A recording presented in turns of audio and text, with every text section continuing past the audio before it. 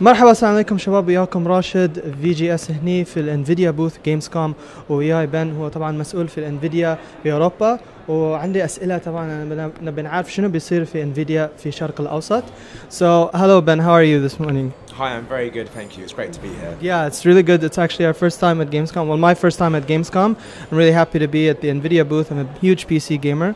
So obviously being a PC gamer and being in the Middle East, I really want to know what are your future plans. So I guess the first question would be that knowing that the console market is slowly growing in the Middle East, what are your plans to see how you can sort of tip things over for people who are into console gaming to switch to PC?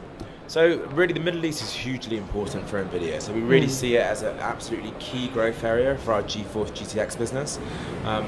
We strongly believe the kind of consumer there really wants to play games at their very best, and very simply, the PC is where you go to do that. So depending on your budget available, you can go all the way up to say a GTX Titan, going right down to a GTX 750 Ti, but what we guarantee when you buy one of our graphics cards is a great performance all the way through the stack. Good. Now that's a good thing that you mentioned that there are different types of GTX cards, which comes the next question, which is affordability. Now obviously there's no denying that PC gaming is a luxury at times, but that shouldn't stop players from maybe investing in a PC gaming and maybe upgrade later on. So let's say if someone wants to get into a GTX card, is there a reason for me to wait until the price drops, or should you maybe offer something more balanced? Okay, so I think really what you've got to think about, and I always say the best thing to look at, is what resolution gaming you're running at first. So the last thing you want to do is to have an ultra powerful graphics card that you're not making the most of. Yeah. So we would always say